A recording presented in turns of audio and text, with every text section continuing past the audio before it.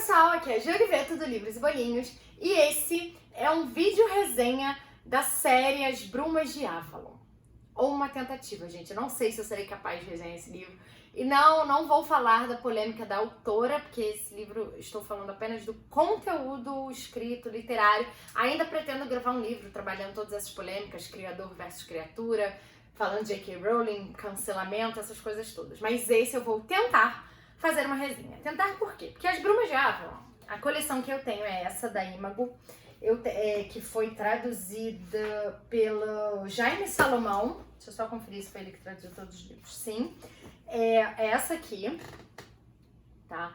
Eu tenho há muitos anos, há uns 10 anos. Esse aqui é o primeiro livro, que é A Senhora da Magia. Aí o segundo é A Grande Rainha. O terceiro, O Gamo Rei. E o quarto, O Prisioneiro da Árvore, tá? Ela de lado fica assim, bem bonitinha. Eu tenho há muitos anos, acho que tem mais de 10 anos que eu tenho essa série. Nunca tinha lido e aí finalmente nessa quarentena, como eu já falei outras vezes, peguei pra ler. Bom, o primeiro e o último livro, o 1 e o 4, eu li muito rápido. Não, mentira, ao contrário. O 1 e o 4 eu li muito devagar. E o 2 e o 3 eu li muito rápido. Bom, As Brumas de Avalon contam, os livros contam uma versão da lenda do rei Arthur, né? Arthur, da Távola Redonda, sabe? Dos seus cavaleiros. Só que ele conta a história do rei Arthur pela visão das mulheres que fizeram parte da vida dele. Então, a gente tem uma esposa, uma irmã, tias. E é uma história sobre família. É uma história sobre ressentimentos. É uma história que tem um quê de vinganças. É uma história sobre conquistas. É uma história sobre amores, muitos amores. É uma história bonita, é uma história um pouco violenta. Tem de tudo, gente. Realmente, esses livros têm de tudo. Como explicar? Vamos começar com o título, As Brumas de Avalon. Avalon é como se fosse um país onde as pessoas praticam uma religião pagã, né, um culto de adoração a Deus, enfim, é muito legal. Aliás, quem não tem noção assim, do paganismo, uma coisa muito bacana. Eu, na minha adolescência, estudei muito isso.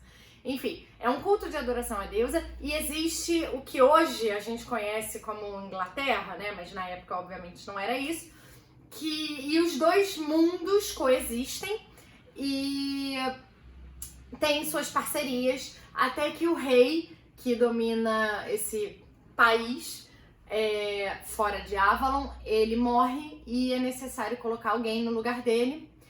E, enfim, aí sobe alguém ao trono e a história continua, né? Uma história política também. E Avalon sempre teve um papel muito forte, né? Sempre teve conselheiros junto ao rei Merlin. Você já ouviu falar de Merlin? Merlin, inclusive, é esse papel. Vou falar um pouquinho dos personagens depois.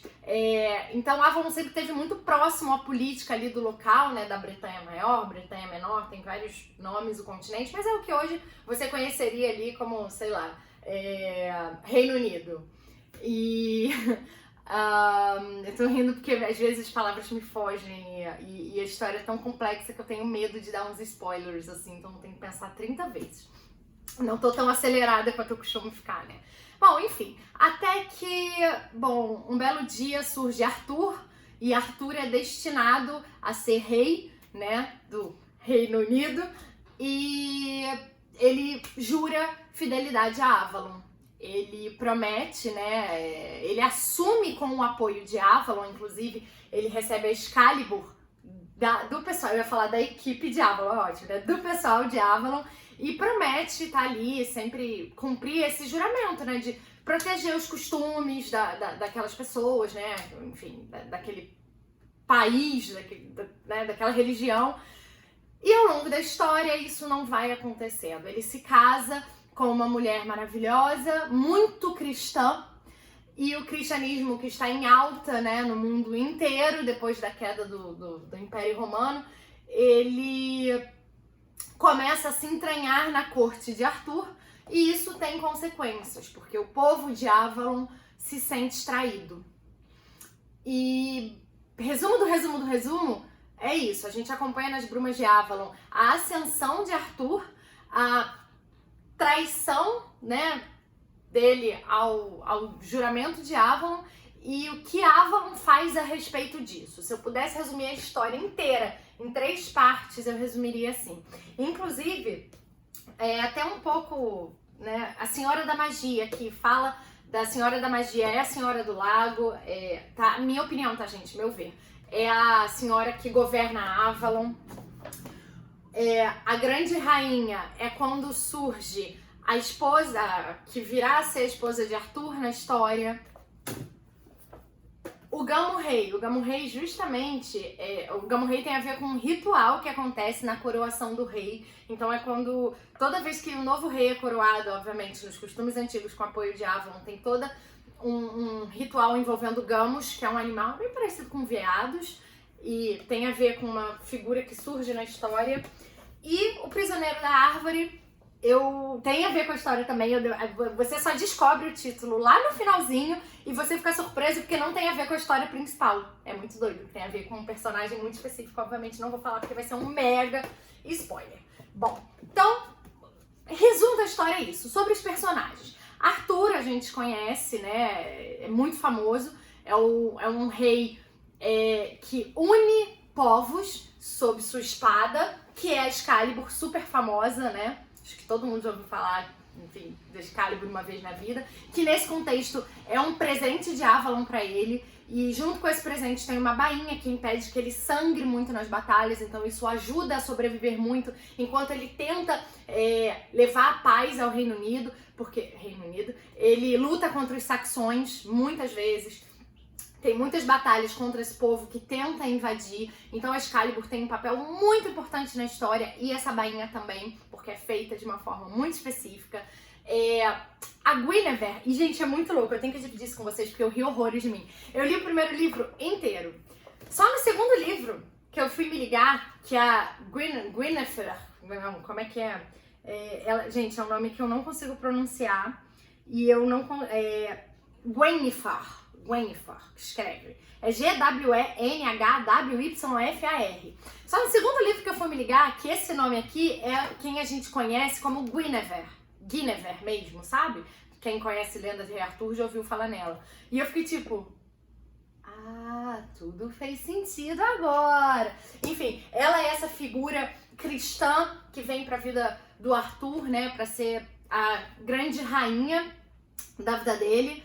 E por conta dessa relação, ele toma algumas decisões, né? A coisa caminha para um lado ou para o outro. Inclusive é muito legal porque a tábua redonda super famosa do Arthur, a mesa redonda, onde seus cavaleiros se sentam, tem tudo a ver com ela. Eu não sabia assim, né? Não imaginava que fossem colocar assim na história.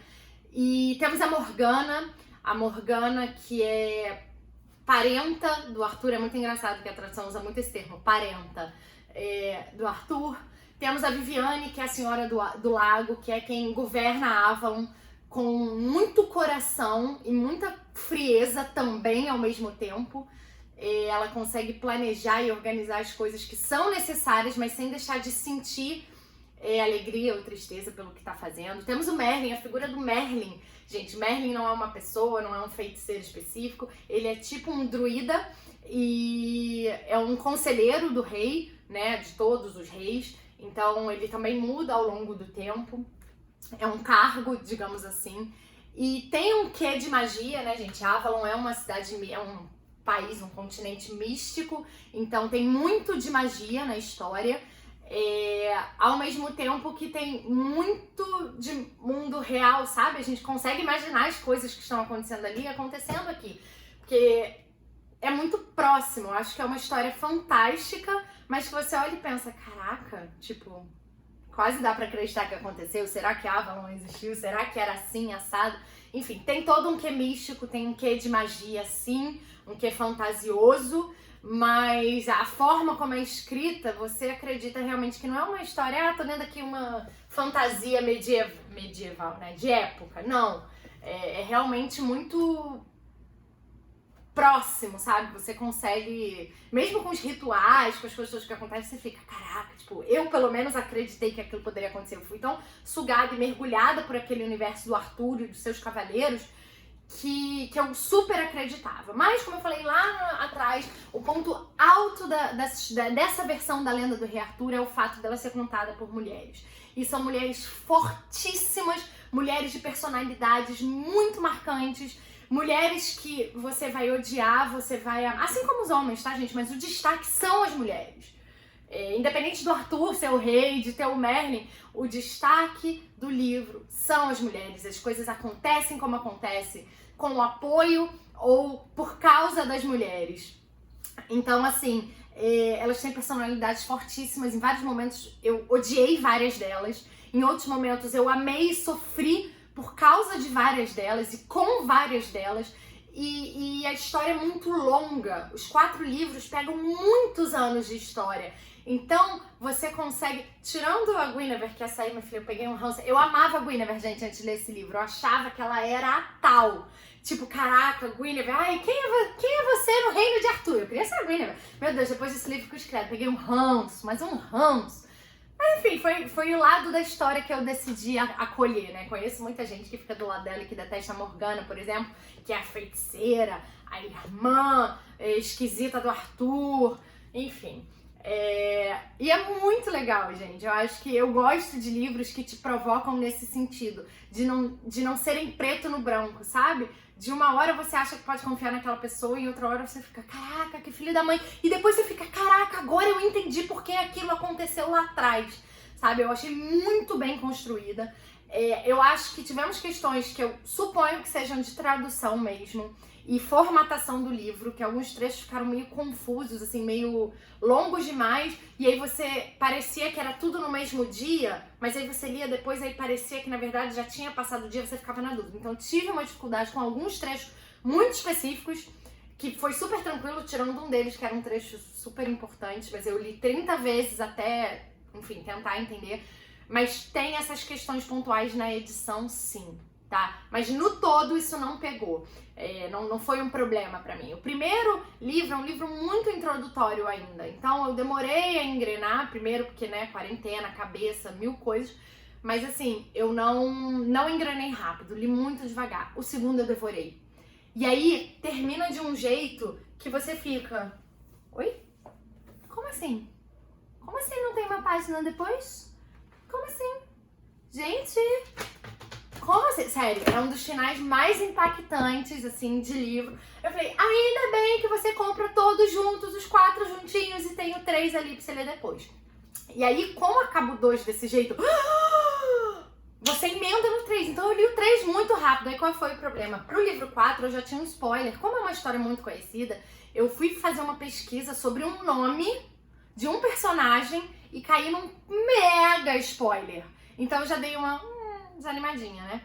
Mas, assim, fui, valeu a pena, tá? Foi uma leitura que valeu a pena, mas, assim, foi bom eu ter esperado esses anos todos. Se eu fosse mais nova, talvez eu não tivesse aproveitado tanto, talvez eu não tivesse pescado algumas sutilezas. Dependendo do tipo de pessoa ali, adolescente, poderia até ficar meio escandalizado com algumas coisas, não seria o meu caso, mas é possível. Então, assim, é um livro maduro. E é muito legal ver a evolução dos personagens. Eu citei aqui alguns, né? A Viviane, que é a Senhora do Lago, é uma pessoa muito determinada. Eu, pelo menos, consegui entender os motivos dela fazer o que ela fez, apesar de ter odiado ela em vários momentos. A Morgana, pra mim, é o grande destaque. Ela, inclusive, pra mim, se eu tivesse que escolher ela seria a protagonista, porque alguns trechos do livro, ela narra em primeira pessoa, e foram trechos muito impactantes, principalmente no último livro. Então, pra mim, ela é o grande destaque da história inteira. A história existe por causa da Morgana. Eu acho que quando você ler, você vai concordar também. A Guinevere, né, que eu peguei ranço, mas ela também, ela acredita numa coisa e ela luta pelo que ela acredita quando convém. Temos a Morgause, né, que é tia do Arthur e da Morgana, também uma mulher muito forte, muito ardilosa, muito calculista. Temos a Igraine, mãe deles, também que tem um papel importante no início, mas também uma né? Uma pessoa que alguns vão amar, outros vão odiar. E aí dos homens, o Merlin, o Arthur, que eu já falei, temos o Lancelot também, né, gente? O Lancelot, acho que todo mundo já ouviu falar. Entre os cavaleiros de Arthur, era o cavaleiro mais importante. Ele é considerado campeão da rainha, era o chefe da guarda da cavalaria do Arthur. Era o mais lindo, o mais amado, o mais invejado. E sempre teve uma relação muito próxima com o rei, muito próxima com a rainha. E eu achei muito legal que não houve tabu ao trabalhar isso, né? Eu acho que foi o primeiro caso que começou como bromance, sabe? Bromance, que a gente chama quando tem dois amigões ali, que tem aquele climinha e tal, que eu li, eu acho que se passava numa coisa muito antiga, sabe? Eu falei, caraca, pô, que bom que pegaram um negócio dessa época e transformaram numa coisa super ok, assim, super aceitável. E a amizade deles é muito bonita, de todos os cavaleiros, né? E a lealdade deles pro Arthur, e como o povo chegava a ser cego pelo rei por ver o bem que ele supostamente fez, sabe? Por eles, a paz que ele conseguiu levar. Então, assim, é muito legal. Eu tô me sentindo péssima, eu queria não botar esse vídeo no ar, porque eu tô sentindo que eu não fiz jus ao que é a história, ao que é os personagens. Tô achando tudo que eu tô falando confuso. Só que ao mesmo tempo, gente, eu não posso fazer uma resenha linear, porque se eu falo pra vocês o que acontece no segundo livro, já é um spoiler do primeiro, do terceiro, do quarto. Se eu comento o que acontece no quarto, eu tô fazendo spoiler da série inteira. Se eu explico em detalhes o que é o livro 1, eu vou estar tirando a graça das descobertas que vocês vão fazer. O que eu posso dizer é que valeu muito a pena. É uma história fantástica, é uma história que tem magia, que tem guerra, que tem política, que tem muito romance, que tem... É uma história que tem alma, eu acho que eu posso dizer isso. E me conquistou mesmo, achei muito legal. Hoje eu olho e eu penso, pô, queria ter lido no original, em inglês. Mas não foi o que eu fiz, mas também não me arrependo, valeu muito a pena, quem sabe um dia... Se eu acabar um dia todos esses livros aqui, eu pegue e leia, enfim, releia. Mas até hoje foi a história mais encantadora que eu li da corte de Camelot, né? Do rei Arthur.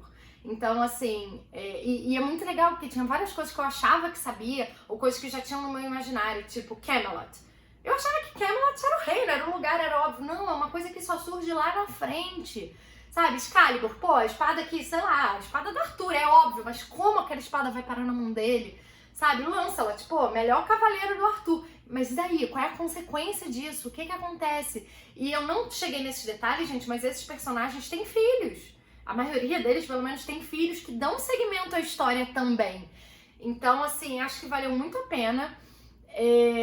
Tem muitas partes impactantes e eu acho que quem gosta desse tipo de história vai curtir bastante, assim. Não sei. Eu imagino que a maioria das pessoas já tenha lido. Não é um livro novo, não é um livro que tá na moda, não é um livro que saiu agora.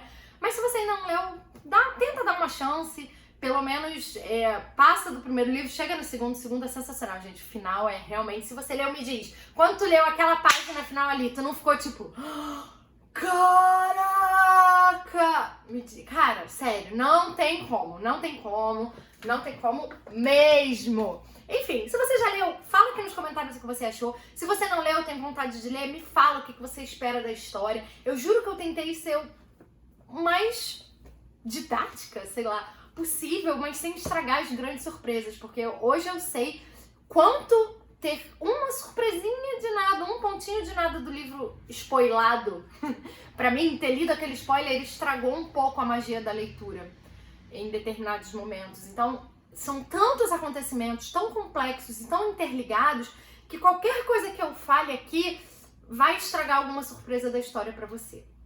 Então, assim, não acho que fiz uma resenha digna. Honestamente, eu não colocaria o vídeo no ar, mas o Bruno tá atrás da câmera já com aquela cara de você vai colocar no ar, sim. Então, é isso. Espero que vocês me perdoem. Levem em consideração também que tem 2 anos que eu não faço nada disso. Mais de 2 anos que eu não faço nada disso. E eu juro que eu tô dando o meu melhor. E eu prometo que o próximo vídeo vai ser mais legal. A próxima resenha vai ser mais legal. Até porque o livro que eu tô lendo facilita bastante a resenha. Não é tão complexo quanto uma série inteira num livro só. E é isso. E como eu prometi, eu não vou deixar isso passar em branco. A Marion Zimmer Bradley, eu já comentei em outros vídeos, ela é falecida e depois da morte dela, ela foi acusada pela filha de abuso parental, físico, psicológico, sexual, enfim. Como ela tá morta, não teve muito como ser investigado, né? Enfim, o autor do crime tá morto. Mas nesses casos eu tenho muita tendência a acreditar na vítima, não vejo por que a filha dela teria motivos para criar isso, principalmente depois que a mãe morreu.